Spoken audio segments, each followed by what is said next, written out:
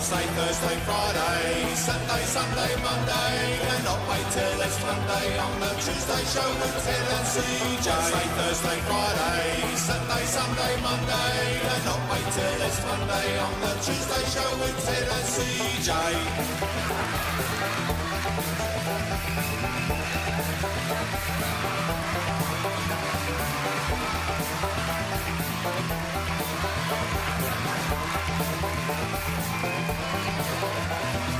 Wednesday, Thursday, Friday, Saturday, Sunday, Monday, and not wait till it's Monday on the Tuesday show with Ted and CJ. Wednesday, Thursday, Friday, Saturday, Sunday, Monday, and not wait till it's Monday on the Tuesday show with Ted and CJ.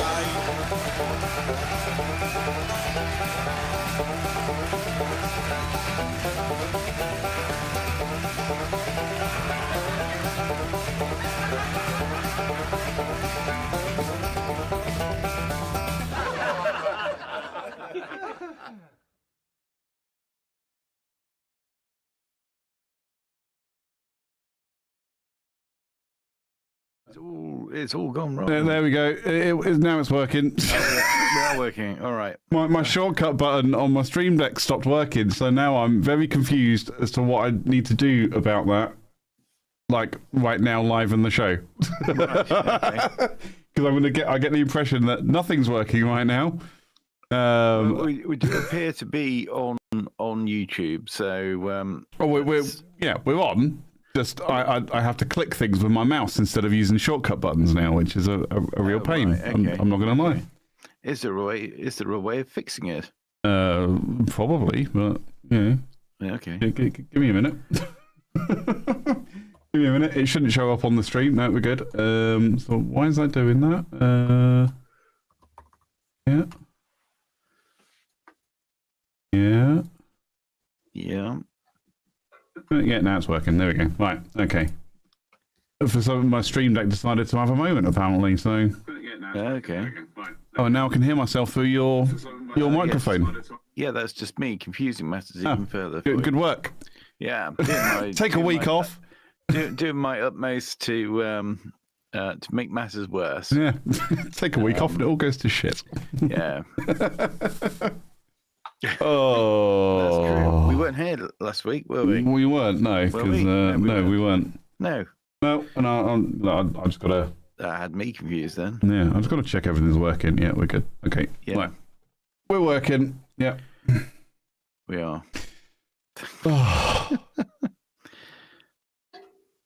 And now we're back to our regularly scheduled program. Hello, everybody. Yes. I'm CJ, he's Ted. Welcome to the Tuesday show on a Friday night, where we talk whatever nonsense we want to talk about while Ted looks at his phone. So I'm not looking at my phone, actually. I'm looking at my laptop. I'm trying to I'm multitasking, but not incredibly well. Because I was trying to get things working. So we are live on the TikTok. You're trying to do the TikTok thing? Yes, which is in of itself is fine. It's just actually no, I can't do that from here, not without spending a load of money. Money that I do not want to spend. I'm not going to say I don't have it. I just don't want to spend it. Streamlabs Ultra, right? So we stream through using Streamlabs, and we stream just to YouTube through Streamlabs, and then Ted does some magic thing where we can put it onto TikTok, and we can stream to TikTok from Streamlabs, but it will cost us like $27 a month for the privilege. I'm not going to lie, that's a lot of money for something that we're going to use once a week. Nah, I'm good. I won't pay it. If someone wants to donate it to us, though, then I won't say no. No, stunned silence. Okay, good. Thanks, everybody. That was the Tuesday show with CJ and Zed. See you next week. Yeah. Yeah, so you keep talking. Okay. That's all I'm going to say. Fine. Once I correct this slight thing. So, okay, fine. So I'll be you for a moment then. So CJ, how are you doing? you know what, bud? I'm doing really well. It's Friday night, just gone 11 o'clock. We've had technical issues to start the show, so what a way to start. It's been a really busy week at work. Yeah, just because it's a busy week at work. I can't really talk about that, super secret squirrel stuff. And yeah, apart from that, I'm still ginger. I did put a really good. I put a really good picture on Facebook. So I bought some like it's called ginger preserve, and it's like jam and just made out of ginger. And I've been using using that and putting it on toast. It's actually really really nice. But I was like, ginger preserve. So I took a photo of it, posted it to Facebook with the caption of "Fuck you, I'm going to live forever." And like only a handful of people understood it. Okay. That's my not funny story for today. Yeah, I see. I wouldn't have understood that. Because it preserves gingers. And I'm a ginger. It's shit when you have to explain it. Yeah. It's shit when you have to explain it to someone who's not paying attention. Well, yes. Right, you keep doing you. It's fine. I'll keep talking for a moment. What else is going on? What's in the news this week? I guess Donald Trump's doing Donald Trump stuff. Yep. Wasn't there a thing about tariffs? Like, was it import tariffs or export tariffs? Yeah, that's right. Import tariffs. And that's now been delayed or postponed or something? Because I saw some memes, or I say memes, pictures from Canadian supermarkets that have basically taken anything off the shelf that isn't Canadian and replaced it with signs that just say "Buy Canadian," which is a really nice thing, I think. But apparently, yeah. Then I saw another one earlier on today, actually, where they've just said all superstores are still boycotting foreign products, even though the import tariffs have been postponed or something. Yeah, that was that bit of news that I could think of. Yeah. Only 6 months after it happened, I watched the Donald Trump speech where he says "drill, baby, drill," and everyone starts chanting it in the background. Oh, right. Yeah, never didn't even know that was a thing until someone pointed it out to me. Because they wanted me to make a meme of it for a presentation for work. I was like, okay. Literally, my boss called me up and he was like, DJ, I need you. I'm like, yeah. I'm really busy, but yeah. And he's like, I need your creative skills. And I was like, okay, everything else has been put down. I shall do something creative instead of IT. And he was just like, oh, have you seen the Donald Trump thing? Drill, baby, drill. And I'm like, nope, no idea what you're talking about. So he then showed me the video. And I was like, okay. And he goes, well, because he's the finance director. Mm-hmm. He's like, I want to hit home that we need to be billing our customers for all their work. So he goes, I want a meme of Donald Trump with his hand gesture where he does this, drill, baby, drill. And he goes, I want that, but for it to say Bill, baby, Bill. I was like, yeah, okay, that's fine. It took me like 20 minutes. Okay. So it was 20 minutes where I wasn't thinking about IT, so that was good. Yeah. Yeah, that's pretty much the summary of my week. How are you doing, Ted? Well, welcome back. Yeah, I'm good, thanks. Wonderful. Yeah. Not done any drilling. Giggity. Giggity.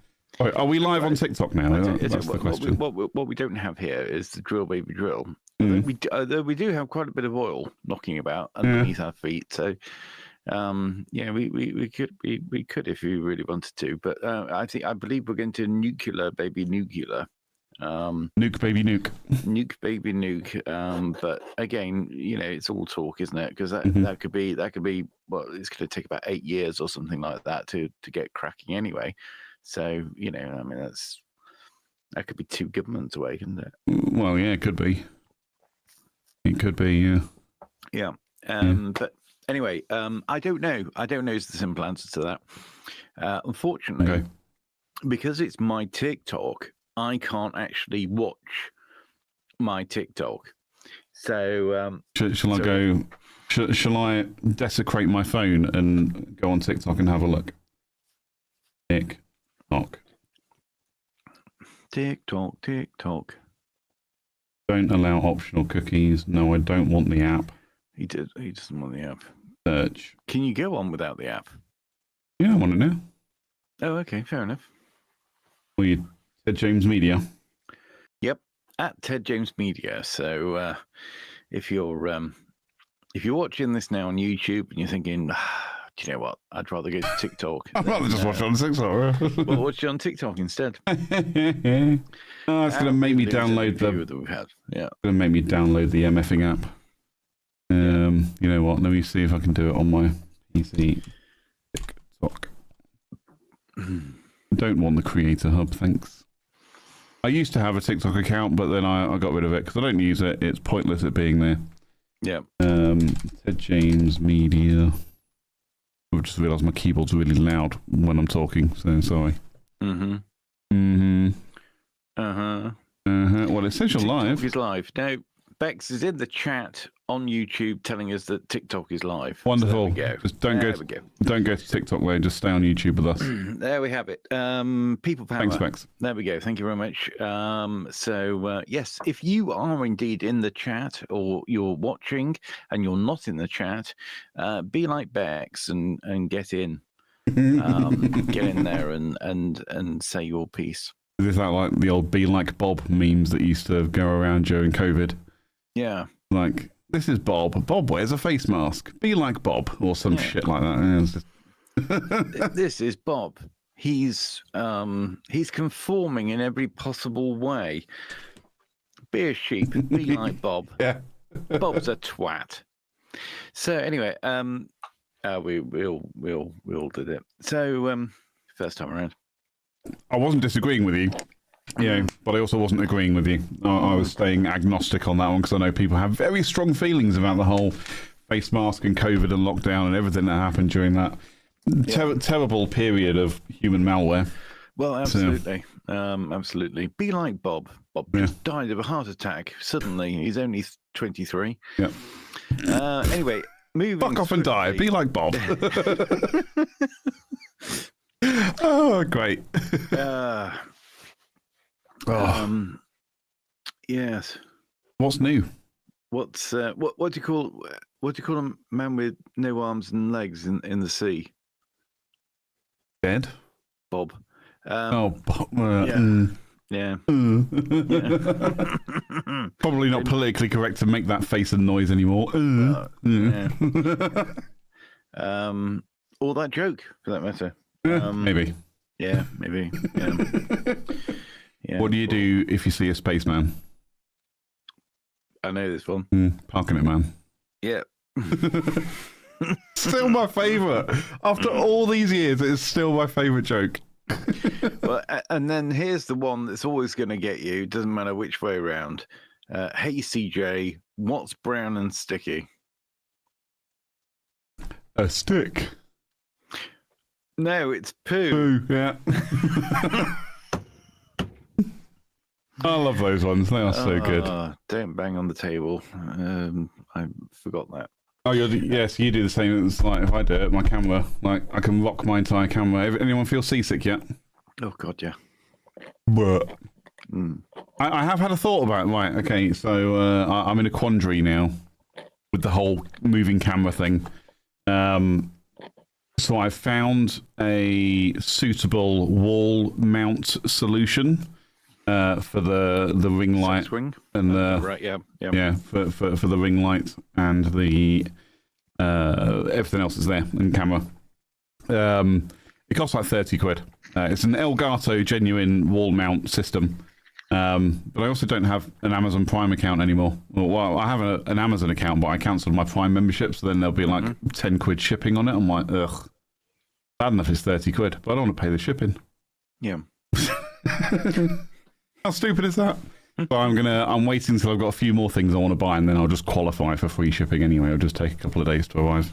Yeah. And then I'll have to, nail it to the wall. Yep. He said. Yes. Well, no, I was thinking about this myself because I've got it's on my camera's on a like an arm thing. What did we call it? Like a boom. Is it a boom arm? Yeah. Yeah, it's a boom arm. But it's not the most stable thing in the world. I mean, it's quite handy for moving about, but I don't move it about. It stays right there and points in the same direction at all times. All the time. Can you tighten the nuts on it? No, not really. So like on, if I show you here, so like, I mean, this is obviously a much more expensive than what I think you have, but they usually have a thing on it to tighten the tighten the joint. Yeah, I mean the thing is, it's not in of itself a problem. I'm just thinking if I do whack the table, Googly, it will move slightly, not like yours. It's not just like so what you get is vibration through the boom arm, and it just yeah. It's only very slight, but above me I have shelves, and I already have one like attachment that attaches what do you call it some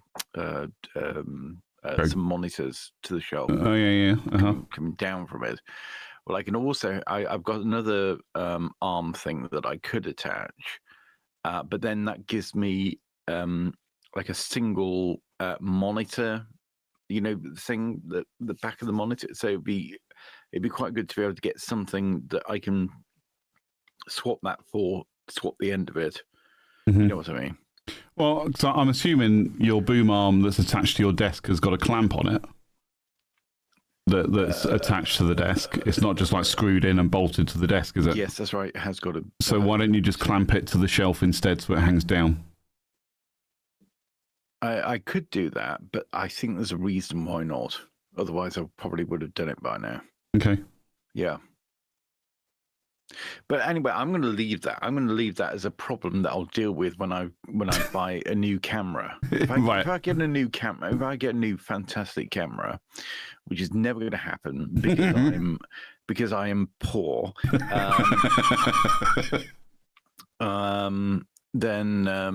then I will do that. Yeah. Poverty is real, everyone. Yeah. Absolutely. Yeah, that's it. When I look at something, I just don't know if I can justify buying things. You know, when you run a tight budget and you're trying to save money and not live a broke ass life. You're actually trying to go like, you know what, I actually have some money set aside in case I need it somewhere. It just means you have to start justifying everything, and which I guess to a point is good. Okay, I've invested a lot in my technology here. The justification is, hey, live stream, and I can look at my camera over there and still see yours and my amazing faces. Yeah. So mine more so than yours. But it's true. I do actually look at me when I'm talking. I don't really look at you. Yeah. So, but you're there, and I'm here. Yeah. But I'm actually looking at me. No, I look at myself as well. Yeah, it's the same. Any kind of Teams calls or anything like that. Yeah, just spend the entire thing looking at myself. I'm actually really good on Teams calls, like for work. I don't want to look like a dick, so I'm just keeping an eye on myself. Yeah. That's the only reason. You're just watching yourself as you sat there and your finger just like slowly comes up and you're like, oh no, don't do that. And everyone's like, yes, Ted, you had a question? You're like, no, I've just got itchy nose. I'm good. To be fair, I'm really good on Teams calls. So my laptop for work obviously has the camera at the top in the middle, and invariably, and you always, you can just tell when you're looking at the people on the screen because their eyes are down. But when I'm the one talking in a Teams call, I actually look at the camera. I don't really care what's going on the screen. I'm, doing the whole eye contact thing. And then when they talk, I then try to look at them on the screen, but then invariably my eyes kind of wander back up to where I am. Yeah. No, I'm not. Screw it. I'm just. I don't look anywhere near the camera. I'm just carrying on with my work. To be honest with you. That's why Microsoft came out with this whole thing of. I can't focus on the meeting. No, even if I try really hard, I won't focus on it. So I may as well just get on with my work and then just listen out for any key phrases that might involve me. Yeah, I did that today. I was in a meeting and I was just like, I've got so much on. I'm so busy. And I'm tapping away and I'm looking completely the opposite direction from where the camera is. And somebody said, I heard my name followed by contract, followed by first thing Monday morning. And I just went, yep, that's when I need it. Thank you. And just went back to what I was doing. Just completely assumed that they said they were going to get the contracts that I'm waiting for by first thing Monday morning. Yeah. just when I got off that call, I was like, I hope I agreed to the right thing because I might be in trouble if not. Yeah. Yeah. Yes. The thing is, if there are two ways in which it can work with me and what do you call it, a Teams call, or a Zoom call, or whatever it may be. Your video conferencing app of choice. Yes, absolutely. Either I'm hosting and I'm fully engaged and getting what I need from that call, or I've zoned out. It's like completely gone. There's nothing in between. Okay, the only time that you're actually going to get my attention in a call like that is if it's only me and one other person, because then it's kind of unavoidable. But as soon add one more person, and I'm out. I'm gone. Fair enough. You've lost me after a couple of minutes. I don't really get that, mainly because most of my calls, they're with one of my a vendor or supplier or something, and I'm the only one from my side in that call, and I'm generally leading that meeting, or they're leading it, but they need to talk to me specifically, and I don't really get that luxury of zoning out most of the time. Luxury, it's an annoyance. Now, even when I go into it thinking, right, you've got to concentrate on this one. God's sake. It won't last that long. It's half an hour, and then we can move on. And then within a few minutes, I'm like, oh shit, I've not been listening. It just totally checks out. Yeah. It's the way forward. It is the way forward. Get in the chat. Tell us how you get on with your video conferencing in the workplace. Do you zone out? Do you like it? Do you not like it? Do you have your camera off? Do you have your camera on?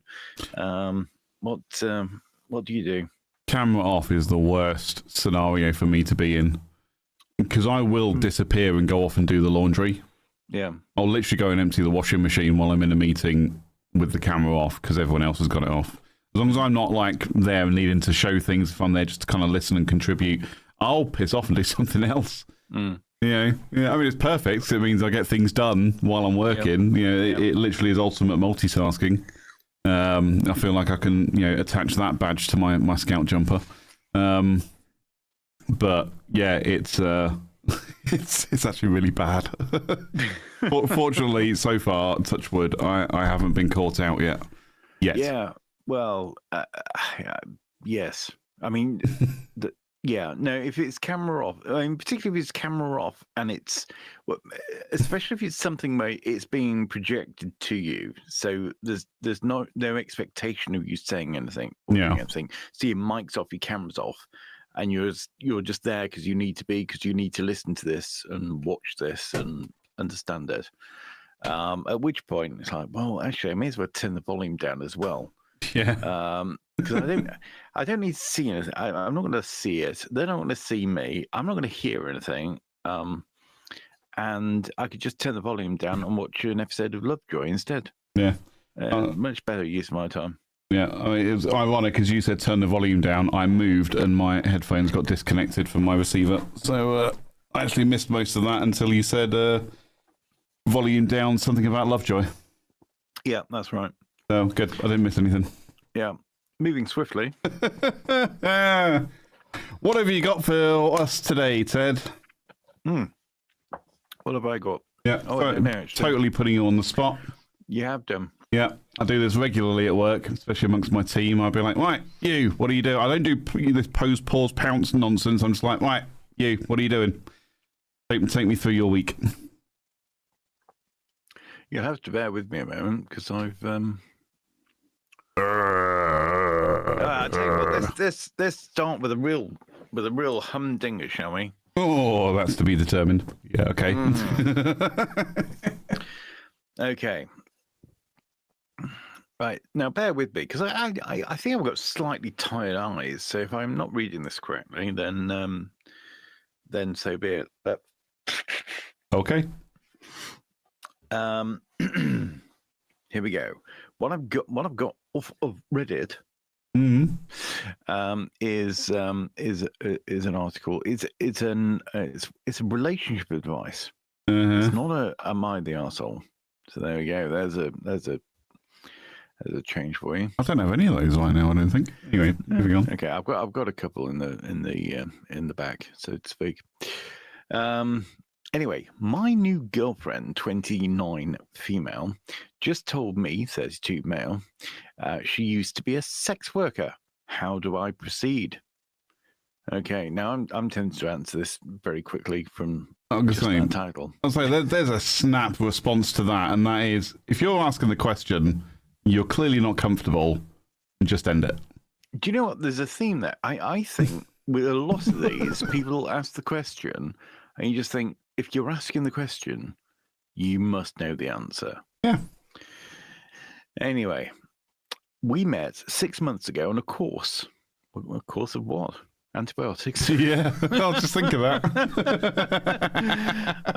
We met 6 months ago on a course, but didn't start dating until 4 months ago. Okay, so you were talking for 2 months and then you decided to start dating. Yeah. Yeah. Thanks for the clarity. Yeah, fine. From the very start, I was head over heels for her. She's smart, funny, smoking hot. The kindest person you've ever met, and very family orientated. We have amazing chemistry, and we haven't said I love you yet, but I'm definitely falling in love, and she's hinted she is too. All good so far. She's everything I've ever wanted in a girlfriend, and after a string of terrible relationships that left me a husk of a man, she's like the sunshine after a horrible storm. This is very poetic, isn't it? Yeah. Oh, I'm liking this, yeah. Yeah. Sounds like a good relationship. Yeah, it does.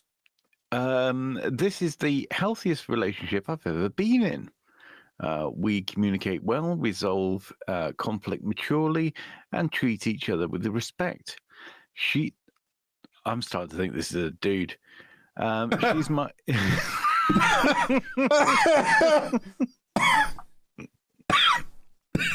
All right. She's my everything, and I fantasize about a future with her. She said she feels the same.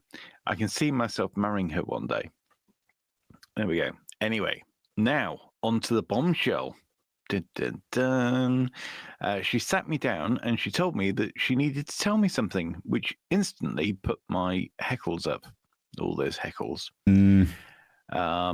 Turns out, just after leaving college, she struggled to find work, so she tried escorting.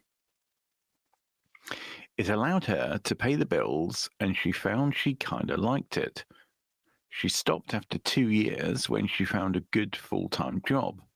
She said she confessed because she felt ashamed of her past and didn't want to keep anything from it. 2 years.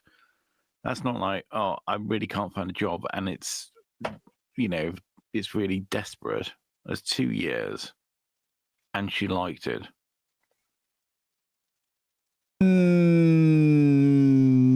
I'll comment on that in a minute, yeah. Yeah, I felt a mix of emotions hearing this. I worried for doing something so dangerous. Oh, I worried for her. Yeah, you worried about her, yeah. Yeah. I even felt jealous of the men she slept with. I guess I should say clients. I won't lie, it changed the way I saw her. I told her I needed to think about this and started crying. And she started crying, which I felt horrible about. But she said she understood and told me to take all the time that I need. I don't know what to do. I love this girl, and it might be early days, but I thought I finally found my soulmate. I can't imagine life without her. But I can't get the images out of my mind of her selling herself like that. But I don't know if this is something that I might be able to move past. Do I continue with the relationship or cut my losses and break up? There's an edit. So before we get to the edit, what are your immediate thoughts? I am a believer in love conquers all. If you are truly in love with someone, you can see past what he clearly sees as her faults. On the 2 years being, in that level of employment, that level of, I don't know how else, I don't want to say sex worker. I don't like the term, but I also don't like saying prostitute. 2 years in that business. Okay, she may not have been able to find a job to start with, so this is what she's done to make ends meet. I don't see a problem with that myself. And as we all know, when you're working full-time or you're trying to make as much money as you can or, whatever, it's then difficult to find time to find another job. And she's probably literally just spending the weekends just scouring job pages looking for something. And when you're trying to find a job in a field that you're not currently working in, it's actually really difficult. And, I'm going to assume, there's nothing in here to say where they are, but actually, no, I won't assume anything. But there was a friend of mine. He got made redundant from a job. It took him a year to find another job in a similar field, and he ended up being a postman for a little while. And actually, he liked it. He enjoyed being a postman. And you know what? And I've said this, as much as I enjoy my job, as much as I'm fairly well paid for what I do. If I could afford to just go off and be a postman or a bin man or something where I just get up in the morning, go for a shower, get dressed, go to work, do my shit, come home and forget all about it, I think I'll be a lot happier. I'm much more motivated to do this podcast because I'm not exhausted all the time. But you know what I mean? You get to that point where you're just like, you know what? I can do this job for a long time. And maybe this is where this woman is or was. It's like, I can do this because I just get up, go do what I've got to do, come home, and I just forget about it. Yeah. And she clearly likes having sex. Yeah. Who doesn't? Yeah, she said she enjoyed it, apparently. Well, that's what she said to him. Yeah, you get to meet new people. Well, you get to be outdoors quite a lot. You get to see new places, new different car interiors. well, mostly indoors and mostly on a back, probably, but yeah. Okay, well, right, I'm trying not to be crude about it, but it's like, yeah, I don't see a problem with this. But if he is uncomfortable with it, I feel like he already knows what the correct answer to his question is to him. Well, very, very possibly. I can see some things in the chat. Yeah, Steiny's back in. Hi, Mama Steiny. Welcome. Hello. Welcome back. I feel like him asking people if he should leave or not means that he's already made the decision. You either deal with it as her past and move on, or you question it for the rest of the relationship, which will in turn end poorly. And I agree 100% with that. And that's what I mean. He's clearly already knows what the answer is, and he's taken to Reddit for validation. Yeah. He's literally gone there just to validate why he should break up with her. But if it was me in that scenario, if you truly are in love with somebody, you should be able to see past it, or at least sit down and talk about it, just to air your feelings and all that kind of stuff. It wouldn't be a deal breaker for me, especially seeing as before they've said I love you, and before there's a marriage proposal, and before they've really solidified that commitment, that's when she's come out and started talking about it. And it's like, that's better than waiting for 2 years. They're living together, they're thinking about, they're engaged, whatever, blah, blah, blah, and then she says it, and then it's like, well, hang on a minute, why didn't you tell me this 2 years ago? Well, yeah, absolutely. I mean, the thing is, yeah, fair enough. She's been honest about it, and it's come out at an early stage. But, honesty doesn't conquer all, does it? No, love conquers all. No, yes, but not necessarily all. I mean, if he'd said, "Oh, I'm glad you told me that," and I want to just make it clear that actually I'm a registered sex offender, that's not going to go down very well. The fact that he's being honest doesn't make any difference, does it? No, but that's different because that's an offence. Oh, I know. I'm just saying. I'm just saying the fact that it came out early is not, so to speak, is not it is not necessarily the be all and end all, is it really? She has put herself or put her emotions and everything on the line. She's opened up as early as she was comfortable to in the relationship to get that conversation out of the way. You know, and he said that she said she felt guilty about it and needed to talk about it. That to me speaks volumes. You know, if I was in a relationship and, excuse me, 4 months in to the, 6 months after I'd met them, 4 months into the relationship, they said, hey, a couple of years ago, I was a sex worker. My reasons are I needed money. I couldn't find a job, that matched my skill set and what I could actually do. To achieve a lifestyle or whatever, I'd be like, okay, you know what? I would probably be uncomfortable for a short time, but there'd definitely be a period of, can we just sit down and I have many, many, many questions. And as long as if you can humor me for, a couple of hours whilst we go through them, we're going to come out the back of it in a much stronger position, because that is her opportunity to reassure me that she's not planning on going back to that lifestyle, or wouldn't consider going back to that lifestyle should the worst happen and she lost her job. Because that might be one of the thoughts in my head is, okay, well, if you lose your job, is that the first thing that you're thinking about then, is just going back to be a sex worker because it's, for want of a better term, easy money? Or are you going to allow me, you're going to trust in us and our relationship that we can get through it and we'll find you a new job? That's... Yeah, honestly, how should he proceed? He already knows. But if it was me, I wouldn't have a massive problem with it. I'd appreciate the honesty. I think most people that know me realise that honesty is the best policy. Even if it's a cold, hard, heartbreaking truth, I'd rather you're honest with me about it.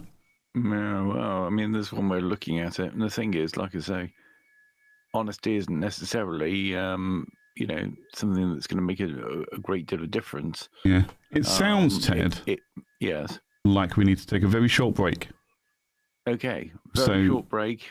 So you can go and deal with that thing in the background. Yeah. We'll be right back, folks.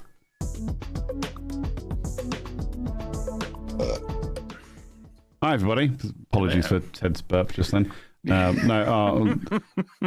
was an alarm thing, and we just didn't want an alarm going off whilst we were in the middle of a podcast. So moving on. Right. Anyway, you were about to talk about your thoughts and feelings about this. My thoughts and feelings.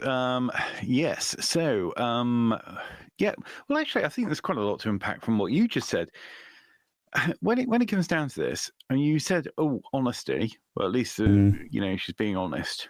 Well. Do you know what? Off the face of this, I mean, we don't know the ins and outs, so I can make assumptions. We can make assumptions about it. It's fine. They're not real people, and if they are, they're using false names anyway and whatnot. So let's make an assumption here.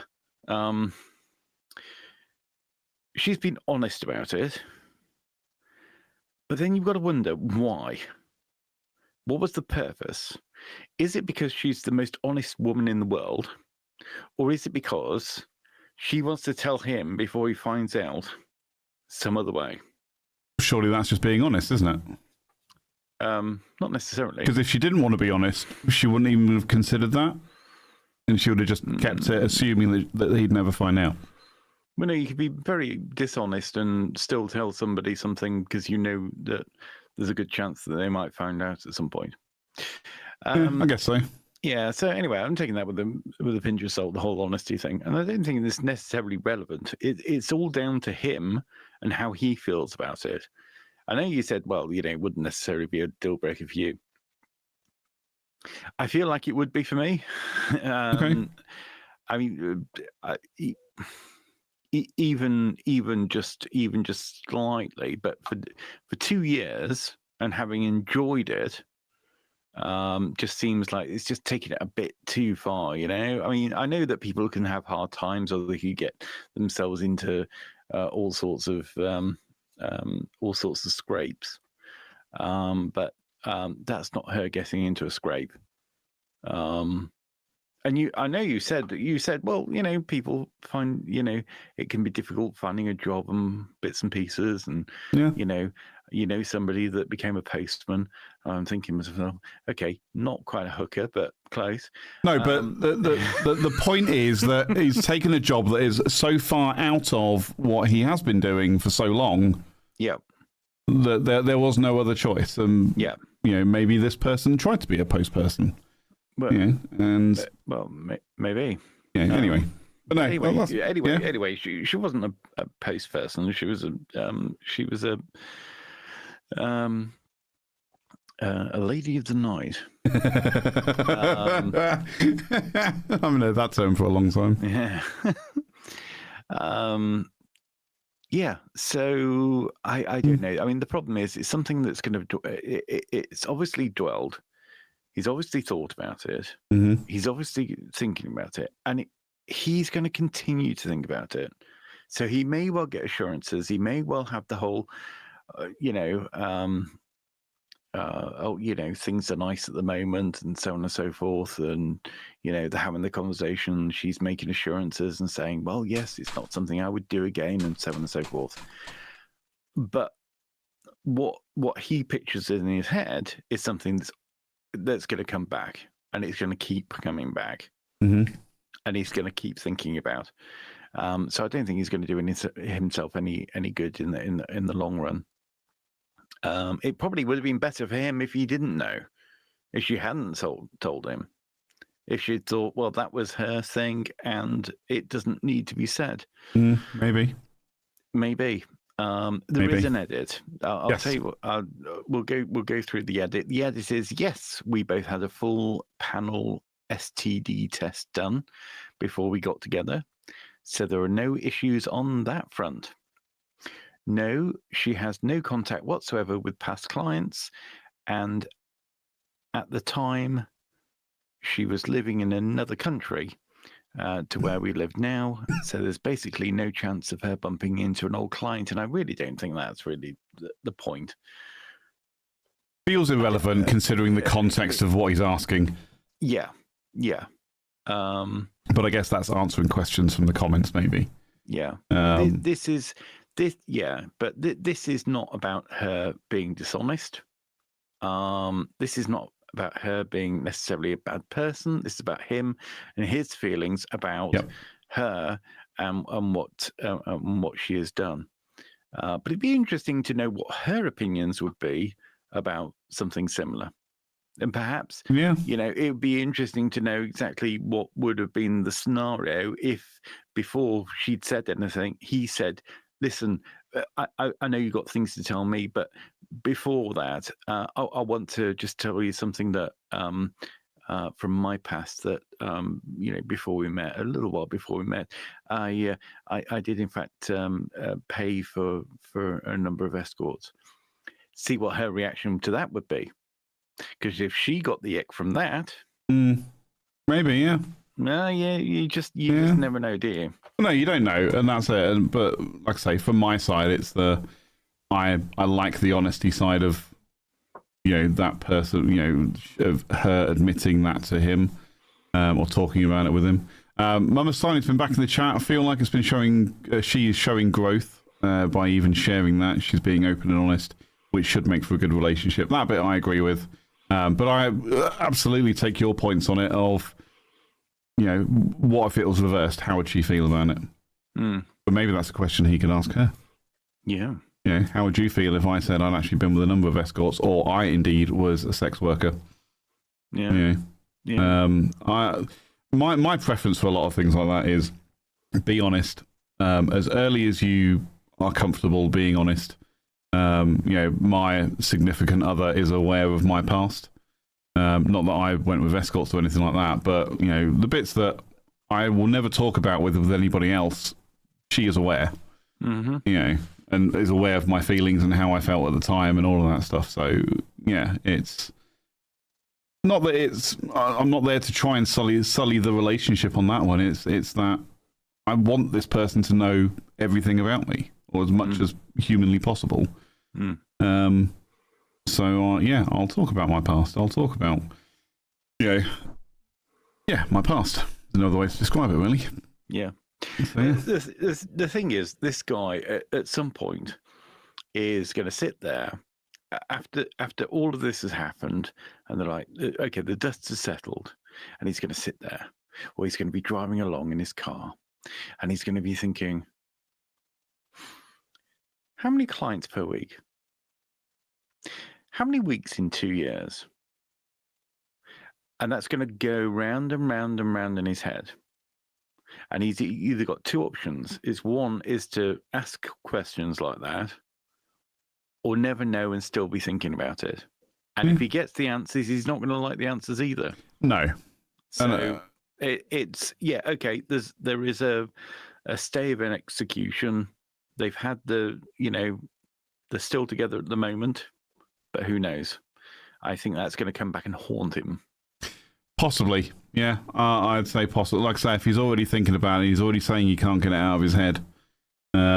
It's possible that that's going to be the long-term effect, is that he'll always just go back to that. Or, I mean, trust is everything in a relationship. If maybe there's something in his head where he's just like, I'm not entirely sure if I can trust them. I don't think. Do you know what? I really don't think this is about trust. I don't think it's about trust at all. No, maybe not. She has told him, and okay, you can, like I say, you can take that with a pinch of salt. She's done that before he finds out. But even so, this isn't about trust. This isn't about is she going to go back to it or anything like that. I think this is purely about what's going to be in his head about it. Yeah. And perhaps to some extent, what's in her head about it. You know what he should do? I think I've just worked out what he should have said. Yeah. And that is, so she's like, I used to be a sex worker for like 2 years, and I kind of enjoyed it, but I was trying to make ends meet. I couldn't find a job. Have you still got the outfits? You should just lean into it.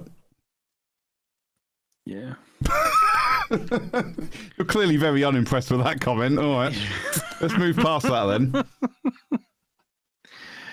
Have we got any good comments? I don't know. I'm just having a look. I'm gonna put you back and put your screen back on screen. There you go. Okay. One here. This isn't for Reddit to decide. You need to decide how you feel about your partner partaking in sex work years ago. You'll get a mix of it was her past, stop judging, they deserve better, etc. And never would I, they're trash, you deserve better. Don't take a poll, FFS. Sit with your feelings and come to your own conclusions. I wouldn't have put FFS after don't take a poll. I'd have said giggity. The fact that you've taken this time to come to Reddit and post, plus you state that you can't get the images out of your mind, leads me to believe that you're seeking approval for breaking it off. There it is, validation. Due to her past sex work.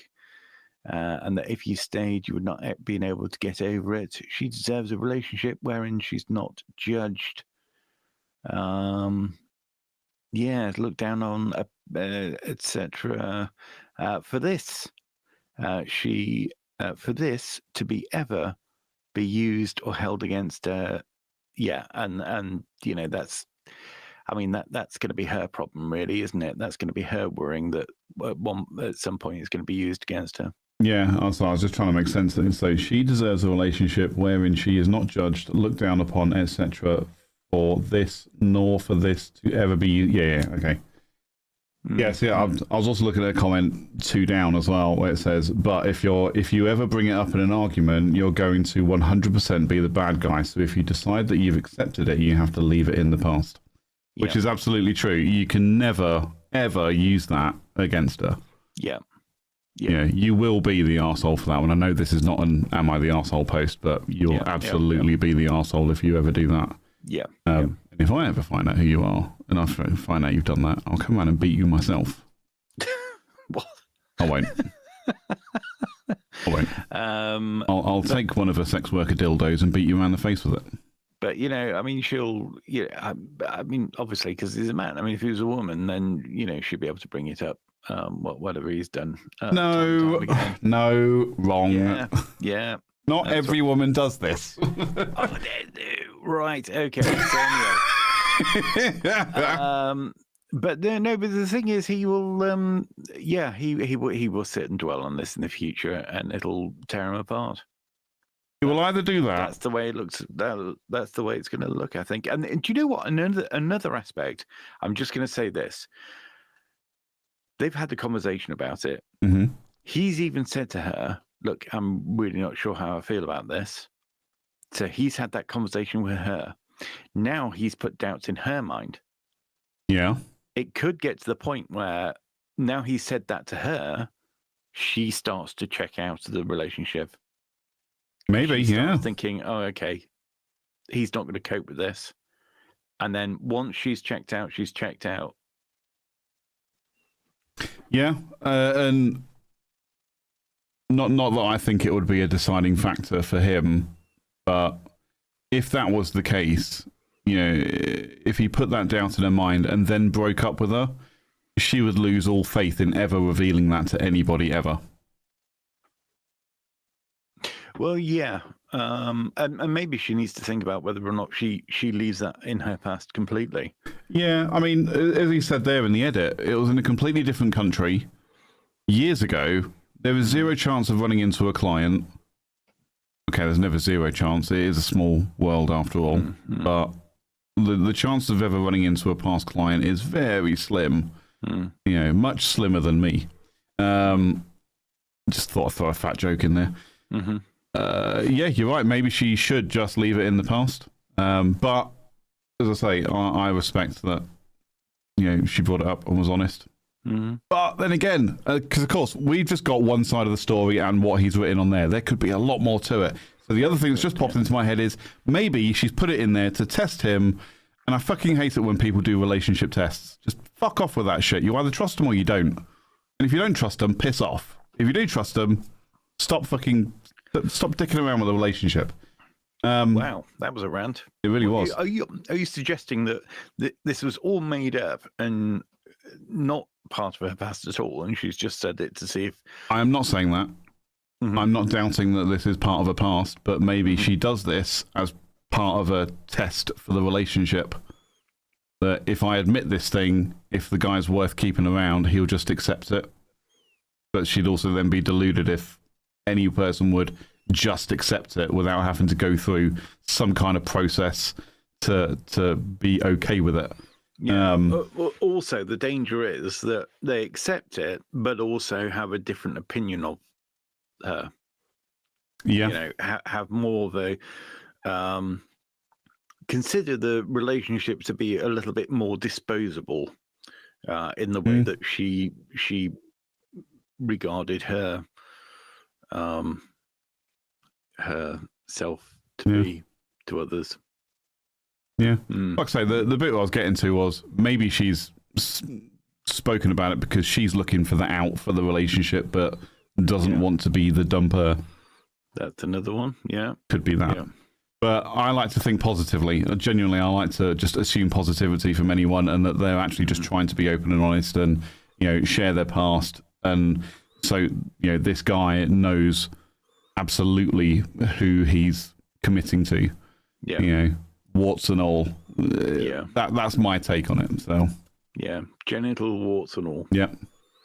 And you know what? The last thing I'm going to say about this. I mean, for God's sake, surely she could have got a job at the McDonald's or something. Maybe I mean. What else have we got? What else have we got for tonight? Well, I was going to say, I think I'd rather be a sex worker than work at McDonald's. But actually, that's not true. Mainly because I know I'd be very bad at being a sex worker. Because look at me. Yeah. Anyway, what else have we got for tonight? I do have one. I have an Am I the Arsehole for tonight. Fantastic. Am I the arsehole for refusing to hold a family member's water on a bus after she refused to bring a bag? Now, interestingly, just again, the title I think says enough to make that snap judgment, and to just be like, no, they're the arsehole for refusing to bring a bag. You know, what kind of upper class arsehole are they? Mm-hmm. You know, oh, I need to carry a bag. Meh. Oh, can you hold my water? I'm not your fucking butler. Piss off. Yeah, anyway, my family are suburbanites and never took public transit until I started guiding them on day trips to the city. I had taken 2 of them once before on a trip, and both of them refused to bring their glasses so they could see, and insisted on purely following me instead of learning a sense of direction using the public transit, leaving me to do all the route planning and directions. The most recent time was no different, except neither of them decided to bring bags to carry their stuff in, and didn't bring water, leaving me the only one with a bag. We were waiting at a bus stop, and one of my family members purchased a bottle of water, leaving her with a bottle in one hand and a small zipper bag in the other. The bus comes and we get on. The 2 of them take a seat, and I stand near them with one hand on the bar. She asks me if I can hold her water so she can use her phone, even though our other family member is sitting right next to her. Mm-hmm. I say no, because the truth was I needed to use my other hand to use my phone for navigation so we could get off at the right stop. Because again, they're not using their maps at all and are purely relying on me to guide them like the lost puppies, or like lost puppies. My family member gets all nasty and texts me, I'm never going to the city with you again. Later, when we get off, I apologise and say I needed the free hand, and she didn't bring a bag like I said. She said, never do it again. Like I'm supposed to navigate for us all and be the mule. I'm trying to show them and be independent. I'm trying to show them to be independent on public transit. Yeah, it feels like an overreaction. To no, I'm not going to hold your water for you, you silly bat. You should have brought a bag. Your bag. And you've got the person sitting next to you, who I presume is, again, spouse, significant other of some description. Be like, hey, just hold on to this for a second whilst I grab my phone. But sending them a text message to say we're never. While I'm assuming this text message has arrived while they're sat down and he's stood there holding the bar like a rhesus monkey. And what? I don't understand people. I really struggle with people. This is an example of when you just wonder what's wrong with people, that they actually feel like they need to write into Reddit about it. Exactly. Refusing to hold a family member's water on a bus after she refused to bring a bag. Just grow up, people. Right. I like how you brought Reddit up on your screen. Isn't the same Reddit post on your screen? Is this too small for you to read, Ted? Do you need your glasses? It's not that. It's actually, I had that in the tab anyway. Okay. Oh, nice. Yeah. All right. Yeah. Yeah, I don't know. It's just nonsense. What's wrong with these people? Oh, we appear to have lost Ted. No, now he's back. I came back. I was always here. It's just it was the image on the screen of me that was missing. I in fact remained. Remained. Good. I'm glad you remained. Yeah. Rather than Brexited. Yes. Wait, hang on. Stream exit. Strexit. So, yeah, we should now refer to an impromptu departure from the stream as a Strexit. Yeah. So, note that down in the Oxford English Dictionary. Mm-hmm. Where were we? These people are all ridiculous. Yes. Suburbanites. I don't really know what a suburbanite is, but I can, from the tone and from the rest of the post, I assume that means they're like, upper middle class, Range Rover driving, or other large SUV that's, clearly too expensive. Never use, it says there, never use public transport. Those kind of people, they like to, they wear faux fur because they like to feel fancy.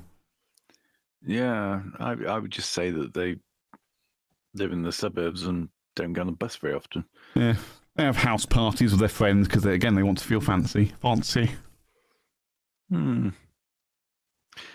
How in the wide world did you manage a person with disability and not carry a bag at all times? Oh, I don't know. Do you know even the comments are annoying me? Your local transit agency may offer a service to teach said granddaughter to ride area transit independently. It's not something... I don't know. Yeah. Nonsensical nonsense from the comments on Reddit, ladies and gentlemen. Yeah. So, Mama Steiny says, I would have taken said bottle and set it on the ground, right? Just go... I was going to say set it on fire, then. I mean, you could do that. Could have done that, but go inside it would have put it out. Yeah, but go 100% passive-aggressive. Yeah, sure. Literally take the bottle and lob it out the window. Yeah. So there you go. That's what I think about me holding your water bottle, motherfucker. I love it. It's good. Yeah. Put it on the ground. I probably would have gone more passive-aggressive and thrown it in the trash. Mm. Be like, out to the window, I think is probably best. I mean, that's funnier. But I'm also... yeah, especially if it's an already open window. Yeah. If somebody passes through it, it just goes... Say yeet, gone. Can you hold this for me? I'll just take a bit. Oh, you done with it? Trash. Done. Okay, thanks. That was really expensive. Why are you buying expensive water? Guess what? You get it for free from the tap. Free-ish. But yeah, anyway. Yeah. I would go 100% passive-aggressive in that one. But anyway, is this person the arsehole for refusing to hold the water bottle? I don't think so. Just be a human being. Hold your own water or put it on the floor. Because that's the other one. Put it on the floor yourself. Or hold it between your legs. That's what a lot of people just hold it between your legs while you're on your phone. And then put your phone away and then there you go. I don't know what this zipper bag thing is. I assume it's like some kind of clutch bag thing. Is it clutch bag? Grab bag? I don't know what it is. It's not even a bag. It doesn't have a big handle. It's just like a wallet that opens. Yeah. And people call that a bag. So yeah, I don't think this person's the arsehole at all. Yeah, I'd be really passive aggressive with it. Yeah. Yeah, no, I'd be inclined to do the same thing and throw it out of the window. Yeah.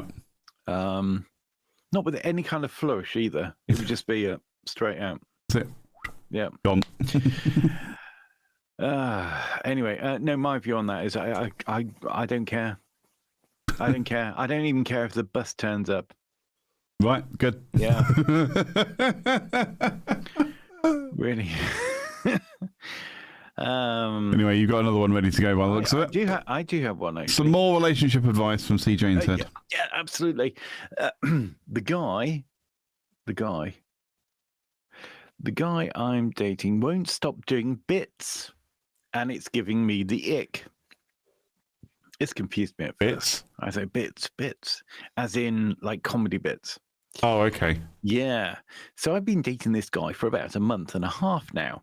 I like him, but I've asked to keep things slow, which he's respecting, even though it's clear he's very much wanting to make things seriously, asking to have me as his phone background, asking to publicly tag him on my Instagram, pushing nicknames, etc. So far, I've declined. And I think I'm hesitant to commit further because of the issue I'm about to go into. I mean, that description there gives me the ick as well. Let it happen naturally, dude. Don't live your life on social media. Who gives a fuck if she's tagging you and shit on Instagram? Anyway, carry on. Yeah, okay. When we go out in public, he's often doing comedy bits. For example, instead of just telling a story that involves him calling someone, he'll get out his phone and pretend to make the call. Once he recreated an entire SNL weekend update he'd watched, Saturday Night Live, accents and all. And he's half deaf. Half deaf.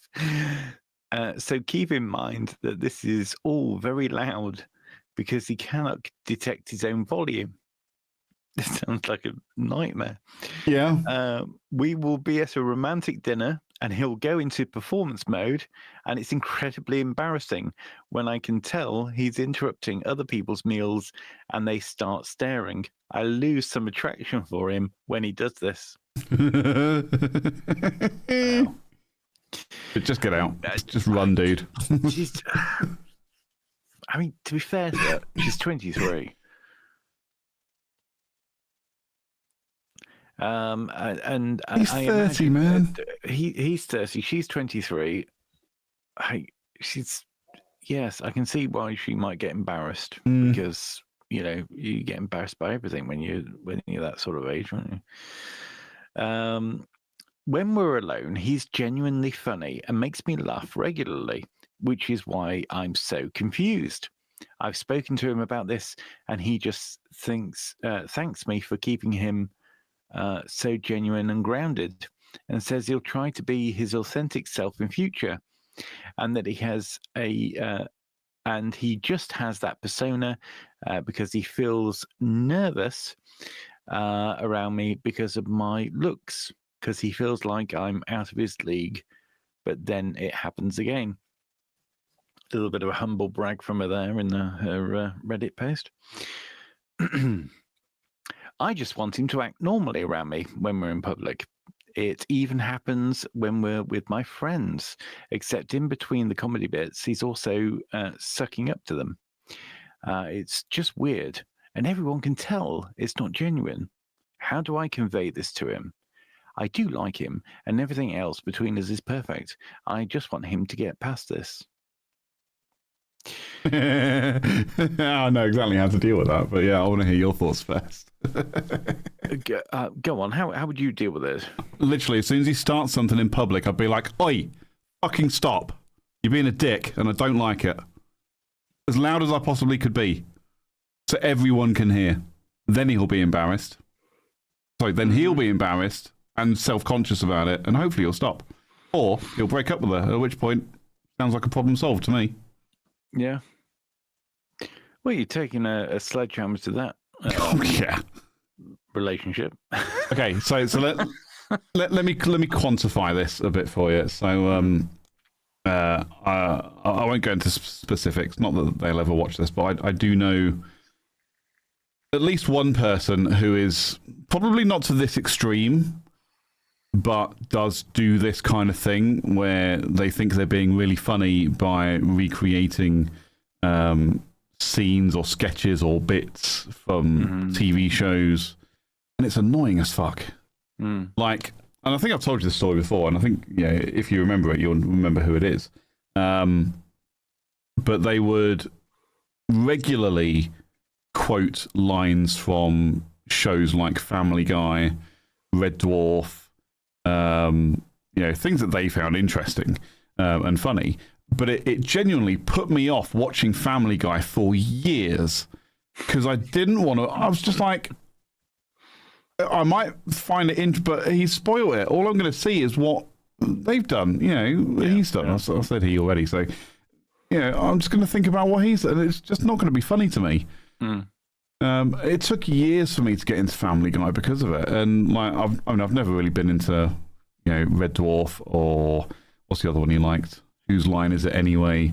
But he'd constantly just reel off lines as if I actually understand what he's talking about, and I'm like, I don't know what the fuck you're talking about.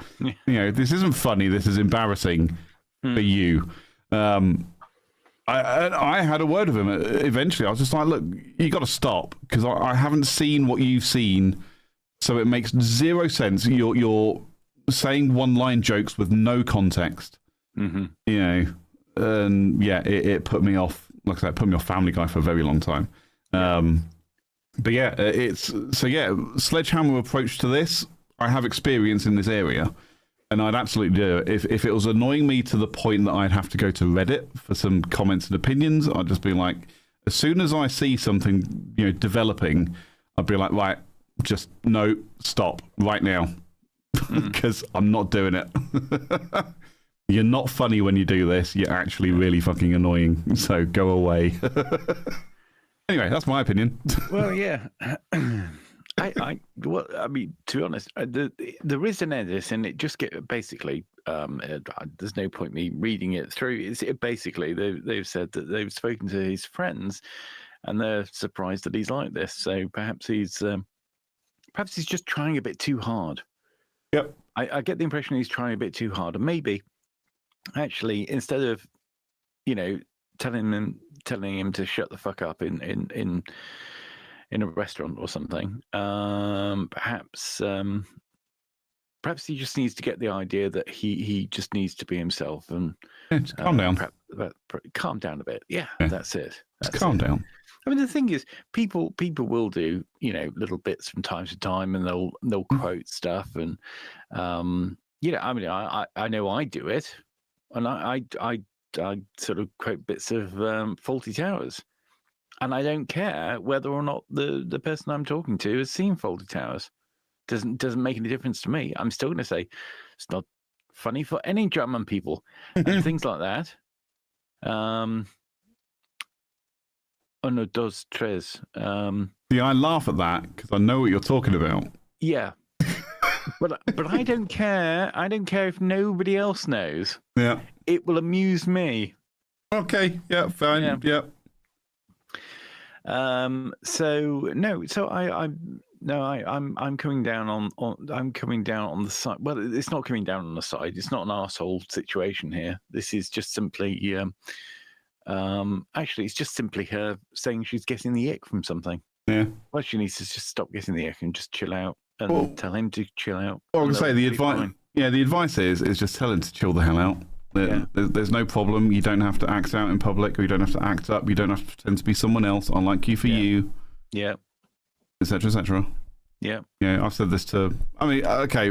Yeah, and I'll hold my hands up. I've done this with exes because I've genuinely felt like I'm absolutely not worthy. They're way too good for me, and you just start. Well, I guess trying to be funny, but yeah. When I can see that I'm not getting the reaction that I'm looking for, I generally, roll it back. Yeah. And stop doing that. Sure, I'm sure my current SO will agree with that one, or not. I don't know. I'm now waiting for a text message. Yeah. To tell me to hit myself with a poo pillow. Maybe that's an in joke. So no point in doing that. Anyway, moving on. Yeah, sorry, I just realised, just really quick, that you changed the view on your browser, so it actually looks slightly different on the screen. I think you full screened your browser, yeah, sorry. I did, I really didn't, but no, so I don't know what's different there. Well, I can't see your browser tabs anymore on the screen share, so... No, I don't know. Never mind. No, but we'll deal with it some other time. Yeah, we will. I'm sure we will. We'll deal with it another time. Anyway, I need to get rid of that one. I found something mildly interesting. Did you? Mildly interesting? Mildly interesting what's going with it. I didn't want anything too interesting. No, we don't do overly interesting on this show, as you know, and as our viewers know. So what I'm going to show you is what I believe is one of the definitions of just winning at life. This is where life just gives you the win. It's a gimme. It really is. So check this out. This is my chicken breast, matched the size and shape of my toast nearly exactly. Well. And if that's not a win, I don't know what is. Well, yeah, quite. Although I have questions. Okay. Who's eating a bit of chicken breast with a bit of...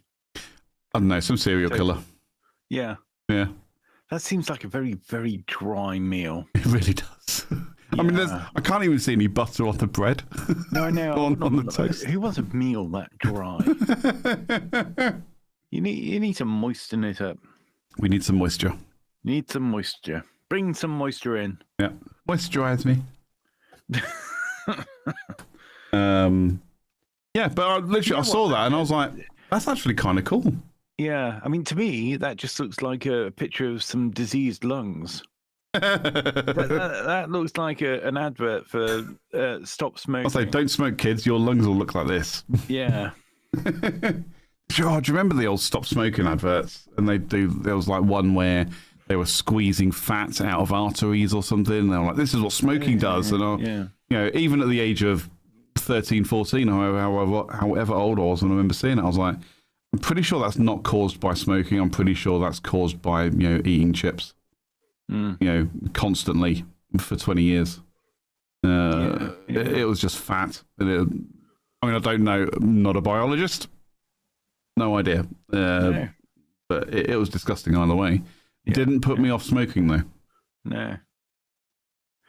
No, none of that was really ever going to work, was it? No, I'll say even when you put, you put messages on the packets that say, it kills, or it maims orphans, or whatever you say on there, and then they take off the branding anyway, and then the whole thing's a warning. Yeah, and it still doesn't stop people. It doesn't work. No.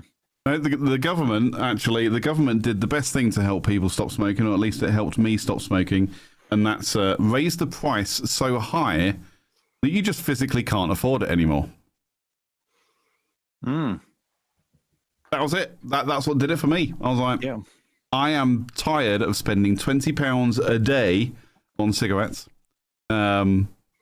And even rolling tobacco, I've done rollies every now and again, and even that was like, it was getting like 50 quid a week. I'm like, no, my vape. Okay, I guess I get to depreciate the vape pen itself. That costs like 30 quid or something, but I've had it for years, so that depreciates over time. But the juices and the coils, I think I spend 30, maybe £50 a month now on vape juice, or on vape equipment. That's coils and juices. There or thereabouts, about £50 a month. But that's also another reason why I want to stop vaping, because the UK government is now going to impose more tariffs on vaping to keep it in line with the price of smoking, to encourage people to vape instead of smoke. I mean, that's not encouraging people to vape instead of smoke. That's just encouraging people to stop.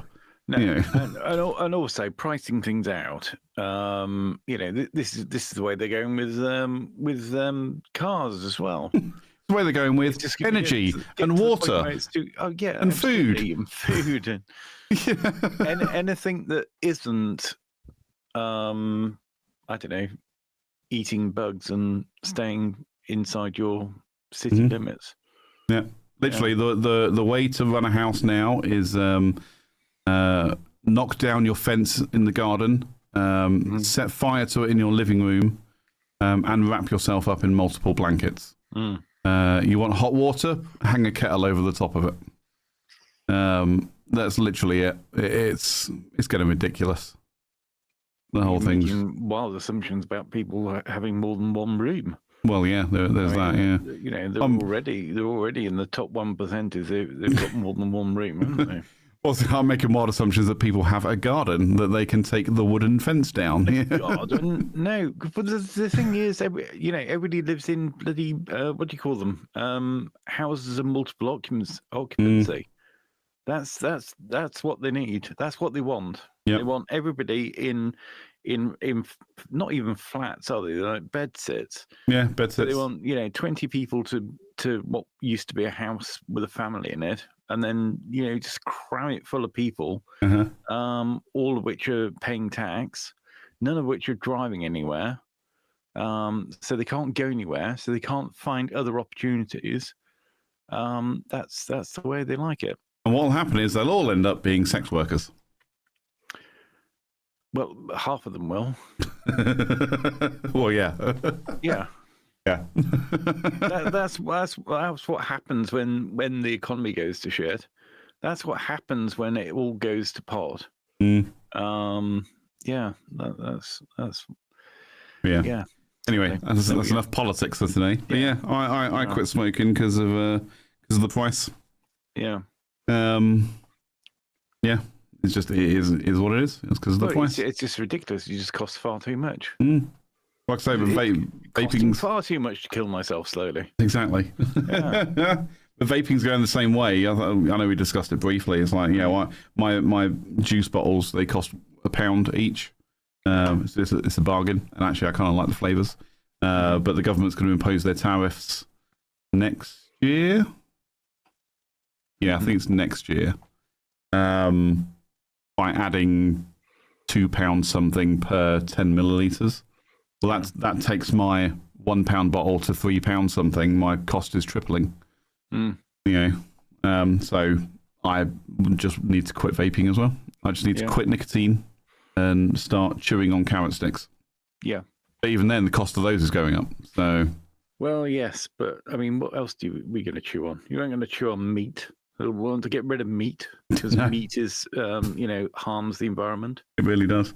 No, what I'll start doing is what I did as a kid, and that's chewing on bottle caps. Because when I finish a bottle of something, I'll just start chewing the bottle cap or the the little plastic ring that sits around the bottom underneath the cap. Take those off and start chewing them and fiddling with them. And I might just go buy a new fidget spinner. I think that's a good idea. Oh, actually, there was something I looked at. I saw an advert for it on Facebook, of all places. Is it called Fume? Yes. Yeah, I've seen an advert. F-U-E, it's like completely nicotine. It's just air. It's just flavoured air. Yeah, but there is no sponsorship. But if you no like sponsorship, to get in touch. Yeah. But yeah, they look really interesting because it's just flavoured air. There's no nicotine, and it's got basically a fidget spinner built into it. And I was like, that's kind of ingenious. But I think I looked at it, and it was cost prohibitive at that point. But then again, I say cost prohibitive at that point. How much have I then spent on vape juices and stuff since then? So yeah, maybe there's something where I shouldn't be thinking like that and just bite the bullet and just go, well, I'm going to go buy one of those. Yeah. Because I can suck on that like a sex worker. And I get to fidget spin as well if I get a bit antsy. But it just means I'm going to be in a really bad mood for about a month. You know, more so than I am normally. Yeah. Yeah. Well, and if I give up too, then we'll have some really grumpy podcasts. Oh, we should just change the name to the Grumpy Podcast. We should do anyway. We just have a grumpy podcast and we'll just talk about the fucking state of the bloody place. Yeah, I'm just having a quick look now. Here we go. Yeah, break up with... Oh, go away, advert. I don't want you. Yeah, break up with your bad habit. 0 nicotine, no batteries, no vape, and no calories. Claim my mystery gift. No thanks. Just give me the price. There we go. The Journey Pack. Shop the Journey Pack. Yeah, £90. That 90. Right. For the stick, the pen, and a selection of what looks like 1, 2, 3, 4, 5 flavors, and a cleaning kit, and a notepad so you can track your habits. Oh. Yeah. And that's just like I say, the basic one that's, stainless steel mouthpiece. It's made of maple with stainless steel mouthpiece, or you can upgrade for 30 quid to a walnut barrel. Oh, lovely. With a matte black mouthpiece. Or you can buy both of them together for an extra £54. So that puts your total up to £141.09 if you bought both of them together. Right. So, but don't you have to buy something, some kind of powder or something that goes into it? Yeah, then you have to buy the flavour. They call them flavour cores. You have to buy those as well. Yeah. So I wonder how much they are. Let's have a look. I take it this doesn't contain any nicotine, does it? No nicotine. It's literally... I get it from... The hand and mouth habit. Yeah, I get it for the hand to mouth habit thing, but it also feels like it's just a trend thing. A 3-pack of flavours is £30. 10-pack is £71. And that's like all the flavours. What it doesn't say is how long they last. Because I'll happily spend 70 quid on 10 flavours if it's going to last me a year. Yeah, but you may as well just suck on a biro and occasionally dip it in sherbet. Right, I'll grab my little pen with a nice little rubbery bit on there and just... Yeah.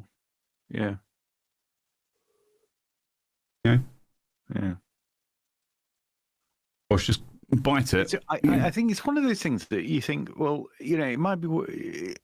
It could be worth a try, but you're not going to try at those prices. I don't want to try it for nearly £100. No way. Just... Not a chance. Yeah, the pen on its own is £66. for the maple and stainless steel. 60 quid. And you can buy a dock, a magnetic dock for it as well. I dread to think how much that costs. 20 quid for the magnetic weighted stand. You can buy a weighted stand for a thing that really actually does nothing. No, for the thing that's basically going to live in my pocket. Yeah. The barrel is 20 quid. The toppers are £9. So where's the rest of the money coming from? They're labelled as accessories. So but yeah. Anyway, this starter pack thing is 100 quid. It's not going to happen. No. Yeah, and I think that's why. That is definitely why I said no. Because I'm not spending 100 quid for that. Yeah. No way. I'm actually annoyed. I'm fuming. Good one. Yeah. Oh. But if you do represent that company and you would like to send free samples, we may well change our mind if you send cash. So we'll see. If you send cash. If you send cash and free samples. Okay. Who knows what our review might exactly, and we will do our utmost to convince our 5 viewers that it's a good idea, whether they vape or not. Just go buy a Fume. Why not? Buy one. Yeah, go to Fume and buy stuff. Yeah, buy now. Yeah. Whose turn is it? Is it mine? Yeah, why not? Yeah, sure. I don't know. So this one comes from Mildly Infuriating. This is working in the living room. My wife works from home 50% of the month. Why not just 50% of the time? Anyway, semantics. Yeah. Any time I take a day off, she will change her schedule so she's working from home that day, even if it's a spontaneous, I'm taking a break kind of day. Right. I love my wife. I enjoy spending time with her. But damn it, if I'd like to be able to do stuff at home on my day off. Yeah. We have a home office, but she'll often choose to work in the living room or the bedroom. If I'm too loud or want to do something, she'll often get annoyed. This is especially annoying when she's clearly multitasking personal stuff while working. Like, right now, she's playing the guitar while also emailing in between songs. But God forbid I do something. Babe, I'm trying to focus right now. Go to your office then. Now, I don't live with anyone. So I do get kind of free reign of where I want to work from, but I spend most of my time in my office when I'm working. It's just a good place to focus. But even when I did live with someone and I was working at home, you work from the office. Yeah. Or the one thing I would probably do, because I was living with a shift worker at that point, if they were trying to sleep and I had a meeting, I would go downstairs and into the kitchen, basically maximizing the distance between them and me to minimize any risk of waking them up. But that was it. But other than that, I worked from the office space. Just what you do. So yeah, mildly I understand this one as well, and especially when he's taken an impromptu day off. He just wants some free time. He wants to do some stuff that he wants to do. He doesn't want to have to tiptoe around, the wife while she's trying to work. It's like, just go and work. All you've got to do, go and work, and I'll make dinner or I'll make lunch. I'll bring you tea and coffee or whatever you want to drink, and I'll go do the gardening. You work. I'll take some time for me. Yeah.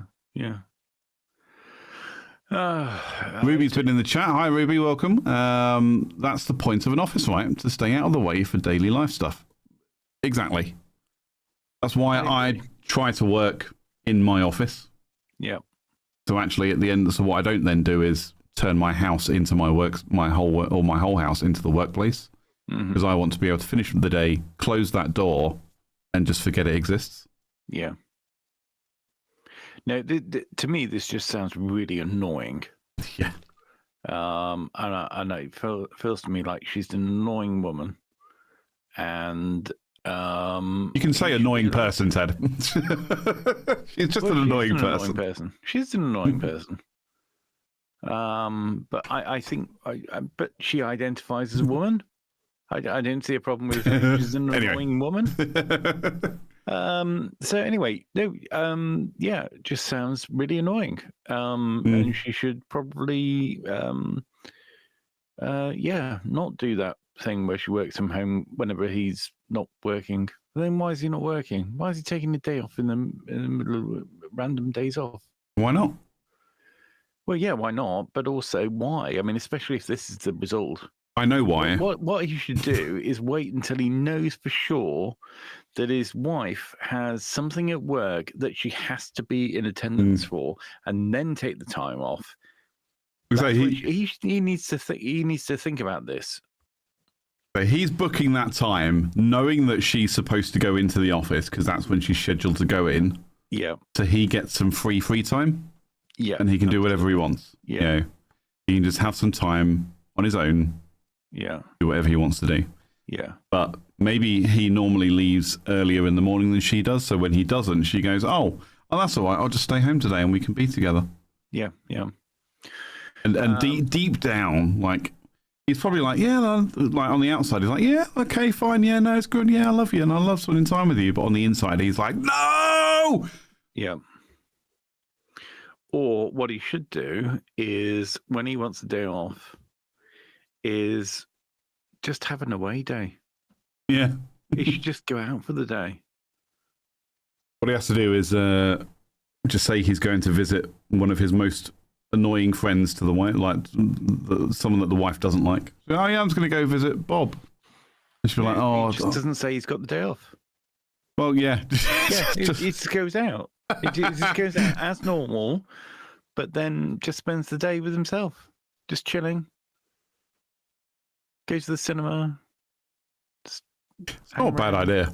Yeah, go to the seaside, some fish and chips. It's not a bad idea. Just have a nice day out. Yeah. So that's my advice to whatever this person's called. Yeah. Local Pop 2871. Local Pop 2781 or whatever your name is. Yeah, just go out as normal, as if you were going to work, and just have a little day away. Have a little break. The bit that caught my eye on this one was the first comment. It just says, uh-oh, and then a little gif of divorce court. Someone else said, well, you can talk to her. You know that, right? Mm-hmm. I mean, I'm getting the impression from this that maybe he has, or no. Yeah. Actually, no. I don't think he has, and I don't think he wants to because he doesn't want the argument. He, like me, is probably conflict averse. Yeah. It's not going to go down well, is it? If he says, listen, every time I have a day off, you seem to work from home. Yeah. And then you're just there. Please. No, don't have that conversation. Don't have the conversation.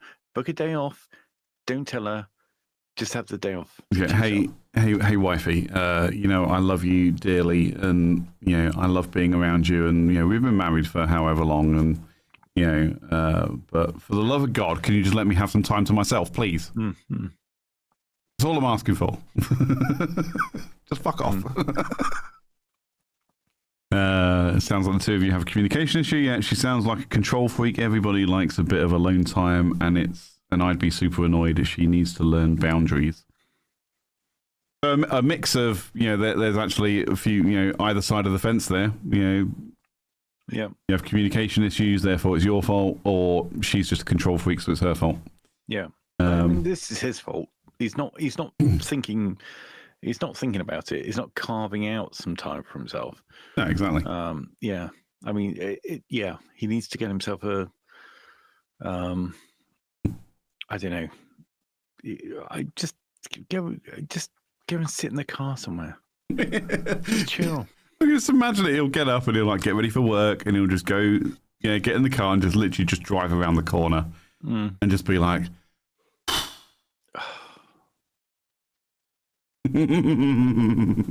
Sometimes men just want a bit of peace and quiet.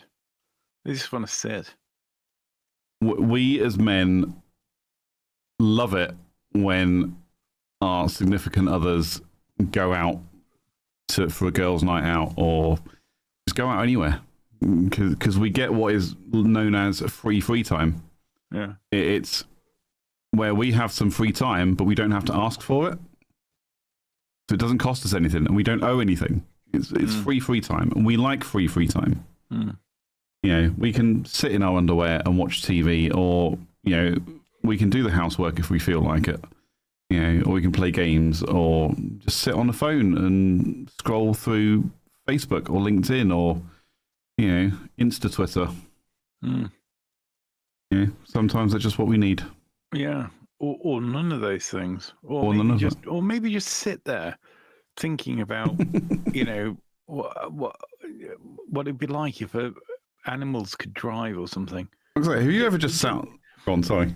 Yeah, just that kind of thing. Like sometimes that's what's needed. Just a bit of time to yourself to ponder. Have you ever or not ponder? Say, have you ever just sat on the sofa and just done nothing? Not even put the TV on. Just sat there and just glazed over and just and suddenly you realise it's 2 hours later and you're like, what was I even thinking about for 2 hours? Happened to me a couple of times. Yeah, no, I can do that. I can sitting at the end of the bed, just do that for a bit. Yeah, just contemplate life for a few minutes. Yeah. 20 minutes later, you're like, oh, I've got to go to work. Never mind. Oh yeah, I mean that's how it normally works. Normally sit there thinking, oh, I've got plenty of time. That happened to me yesterday. Oh shit, I'm running late now. That happened to me yesterday. Yeah. I mean, I forgot to set my alarm anyway. I was traveling I went to Birmingham yesterday, and I was supposed to get up at 5, and I'd forgot to set my alarm, and I ended up waking up at like 7:30 or something. But I was like, oh, I'm late, and then I just sat on the bed for like 20 minutes. Just like it was like there was this one problem of I've gotten up late, and I know I'm going to be late into the office, or later than I wanted to be into the office, so I'm going to struggle to park anywhere. And it's like there's just so much of that hits me at once. I just go blank. And the next thing I know, it's 20 minutes later. I'm like, oh, I should go for a shower then. Okay. Yeah. It's that realization that there is nothing I can do about this situation except carry on. Yeah, I can't just wake up and then immediately go in the shower and then immediately get ready and immediately get dressed and immediately go out. It doesn't work like that. There has to be that period of time where I sit there doing nothing, just coming to terms with being alive. Yeah. That's important. Is that coming to terms with the disappointment of being alive? Just coming to terms with like the day, really. Yeah. Just, right. Okay. Just like that, really. A bit longer. That's what she said. Oof. Yeah. Yes. Right. Should we finish with? Should we finish with one from me? Yeah, sure. That's what she said. Well, I've got the wrong thing open. Hang on a minute. I noticed. That's all right. I'm guessing there. This is not the day of slick. Hang on. Oh, here we go. This one's a bit of fun, possibly. I mean, I've just read the title and I'm intrigued already. You read the title and you're intrigued, and the title of this one is, "Why does he only have sex with me on the couch?" Okay, so I am F45, female 45. Mm-hmm. I recently started a semi-casual sexual relationship with a guy, male 44. We met about 4 months ago, went out a couple of times before we decided to get intimate about 3 weeks ago. What? That's commitment right there. We met 4 months ago, went out a couple of times before we decided to get intimate about 3 weeks ago. About 3 weeks ago. Basically, they were talking over text message and they went out a couple of times for like 3 months. Right. Before they finally got intimate. Okay. Neither of us are ready for a relationship. So we decided to do friends with benefits. No such thing. Anyway, carry on, sorry. Okay. Well, no. I'm going to pause there. What do you mean, no such thing? No such thing as friends with benefits. There's always emotions involved. Always. Certainly from my experience. Yeah. I've never done a friends with benefits thing. Yeah. Just because I just don't think I ever could. Neither of us are ready for a relationship, so we decided to do friends with benefits. Everything's so good so far, but I noticed when I go over there, we only have sex on his living room sectional couch. Sectional couch. Very fancy. Yes, never his bed. It's been 3 times now. I've seen his room and bathroom. I don't see signs of a woman. I don't see signs of a woman. I just never experienced this before. Why would a man choose to only have sex on the couch? Does this mean I'm not worthy of the bed? I don't want to mention it since we're casual. Well, do you know what? I was going to say dear. That sounded a bit woman. We haven't got the name for her. Person. So, right, okay, female 45. Yeah. You do realise that, you're saying, well, it's casual, and then complaining that, and then worrying about whether or not you're going to his bed or not, and then writing to Reddit about it. Yeah, it's either one thing or it's the other. And the fact of the matter is, yeah, it is casual. And it sounds to me like it's more casual for him than it is for her. Very couchual. Couchual. Good. Like, I don't like it. I regret it immediately. Yeah. Maybe he thinks that the bed is a more intimate place. And also, actually, if you're just friends with benefits, he probably doesn't want you to stay the night. Well, this is the first thing that I thought. I thought, well, yeah, if you go to bed, maybe she might just sort of roll over and get comfortable. Maybe he's like, what he wants. I just don't want to cuddle afterwards. And if we're in bed, there's a high risk that you'll want to cuddle. Some people aren't into that. Some people don't want that. Well, yeah, fine, but I don't even think it's a cuddling thing. I think it's a hanging around thing. Yeah. Yeah. If you do it on the couch, can we just say sofa? If you do it on the sofa, then once they're done, it's kind of, they're not going to sit there on the sofa naked. So naturally, they're going to get dressed again. And then, well, what then? Maybe a cup of coffee and then bugger off?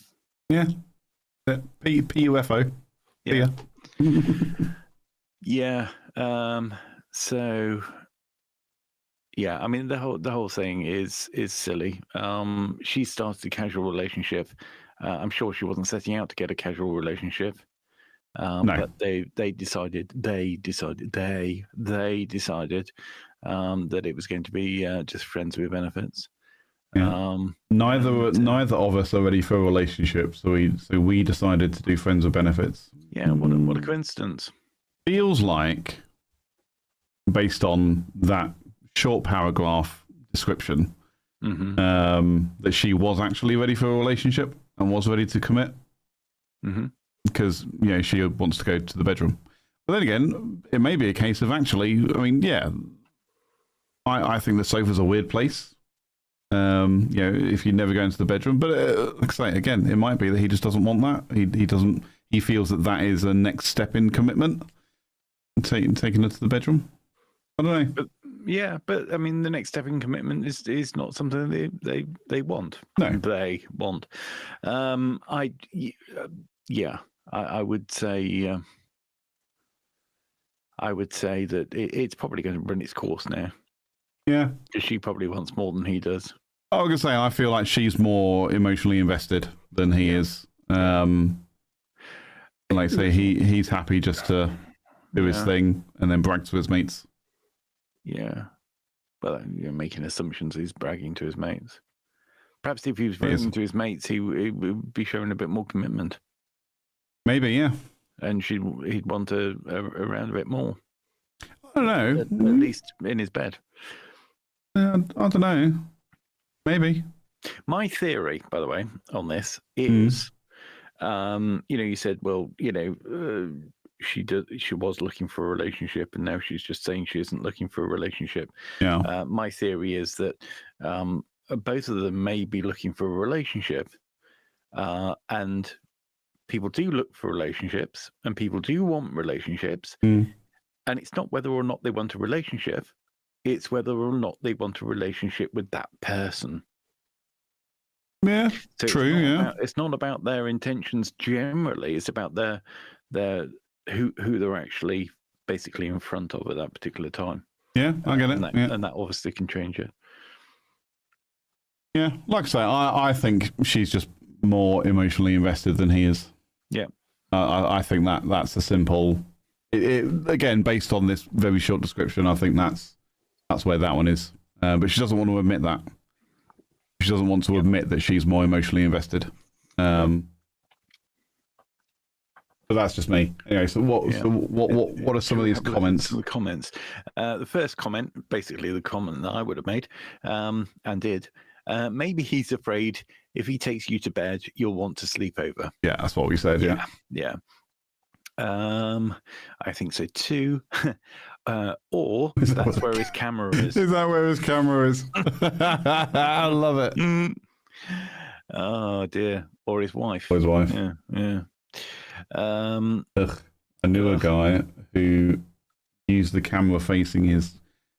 I knew a guy who used the camera facing his couch. Said it was because his front door was that way. True, but for nefarious purposes. So gross. Yeah. Okay. Right. That would make sense, but it's not the case because 2 of our hookups were midday. I prefer to spend the night. I prefer not to spend the night either. And tell him that? I don't know. It sounds like a bit of cope. But anyway, whether or not she would prefer to spend the night doesn't make any difference. He just wants her to not have that option. Yeah. But it goes back to if it's bothering her, she should say something. You know, and she can make it clear. She's like, I'm not looking to stay the night. I just feel like the bed would be more comfortable for us. Yeah. Yeah. So let's go to the bed. Yeah. Yeah, might just be a lack of communication. Why hasn't she said, should we just go to bed? Yeah. There you go. Yeah. Yeah, I don't think that's going to go very well. I mean, it doesn't make any difference. She'll just continue going around and being on the couch. Yeah. If she's happy with that relationship overall, that's what she'll keep doing. Yeah, I agree. Yeah. I agree. Yeah, like I say, if she's not happy with it, she just needs to say something. Yeah. But anyway, she went to Reddit. She asked the question, why? And we know why. Because he doesn't want you to stay. Dun, dun, dun. There you go. There's your answer. There is the answer. So, what have we learned tonight? We learned, actually, or I learned something, and I haven't actually shared it. But I did learn something before the show.